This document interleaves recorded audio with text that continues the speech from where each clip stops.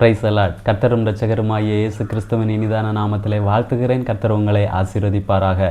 இந்த இனிய நாளை காண செய்த தேவாதி தேவனுக்கு ஸ்தோத்திரம் உண்டாவதாக. மத்தேயு எழுதின சுவிசேஷம் 14வது அதிகாரம் 18வது வசனம், அவைகளை என்னிடத்தில் கொண்டு வாருங்கள் என்றார். இந்த அதிகாரத்திலே இயேசு கிறிஸ்து 13வது வசனத்திலே வாசிக்கும் பொழுது வனாந்தரமான தனித்த பகுதியிலே போயிருக்கும் பொழுது ஜனங்கள் அதை கேள்விப்பட்டு இயேசு கிறிஸ்துவனிடத்தில் வருகிறார்கள்.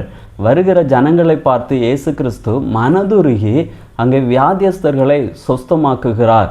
மாலை பொழுதான பொழுது சீஷர்கள் இயேசு கிறிஸ்துவனிடத்தில் சொல்லுகிறார்கள், ஜனங்கள் கிராமங்களுக்கு போய் தங்களுக்கு போஜன பதார்த்தங்களை கொள்ளும்படி அவர்களை அனுப்பிவிட வேண்டும் என்றார்கள். இயேசு அவர்களை நோக்கி சொல்லுகிறார், நீங்கள் அவர்களை அனுப்ப வேண்டியதில்லை, அவர்களுக்கு நீங்களே போஜனங்களை கொடுங்கள் என்று சொன்ன பொழுது சீஷர்கள் சொல்லக்கூடிய வார்த்தை, இங்கே எங்களிடத்தில் 5 அப்பமும் 2 மீன்களுமே அல்லாமல் வேறொன்றும் இல்லை என்றார்கள். அதற்கு இயேசு கிறிஸ்து சொல்லுகிறார், அவைகளை என்னிடத்தில் கொண்டு வாருங்கள் என்று சொல்லுகிறார். இங்கே இயேசு கிறிஸ்து சீசர்களிடத்தில் அவர்களுக்கு போஜனத்தை நீங்கள் கொடுங்கள் என்று சொன்ன பொழுது சீசர்கள் தங்கள் கைகளில் இருக்கக்கூடிய அந்த குறைவை பார்க்கிறார்கள். ஏனென்றால் அங்கே புருஷர்கள் மாத்திரம் 5000 பேர் இருக்கிறார்கள் என்று வேதத்தில் நாம் பார்க்கிறோம். நிறைய ஜனங்கள் இருக்கிறார்கள், ஆனால் இருப்பதோ கையில் 5 அப்பமும் 2 மீன்களும் தான். அப்போ இந்த இடத்துல சீஷர்கள் குறைவை பார்க்கிறார்கள். ஆனால் இயேசு கிறிஸ்து அந்த குறைவை கையில் வாங்கி ஜெபித்த பொழுது அது நிறைவாக மாறுகிறது. கீழே வாசிக்கும் பொழுது 20வது வசனத்திலே எல்லாரும் சாப்பிட்டு திருப்தி அடைந்தார்கள் என்று வாசிக்கிறோம். இங்கே குறைவானது, ஆனால் இயேசு கிறிஸ்துவனிடத்தில் கொடுக்கும் பொழுது அது நிறைவாக மாறுகிறது.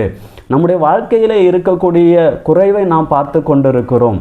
அந்த குறைவை கர்த்தரிடத்தில் கொடுக்கும் பொழுது, இயேசு கிறிஸ்துவினிடத்தில் கொடுக்கும் பொழுது நம்முடைய வாழ்க்கையிலே அதை நிறைவாக மாற்றி தருவார். யோவான் எழுதின சுவிசேஷம் 2வது அதிகாரத்திலே பார்க்கும் பொழுது அங்கே கானாவூர் கல்யாண வீட்டிலே இயேசு கிறிஸ்து வருகிறார். அங்கே ஒரு குறைவு உண்டாகிறது.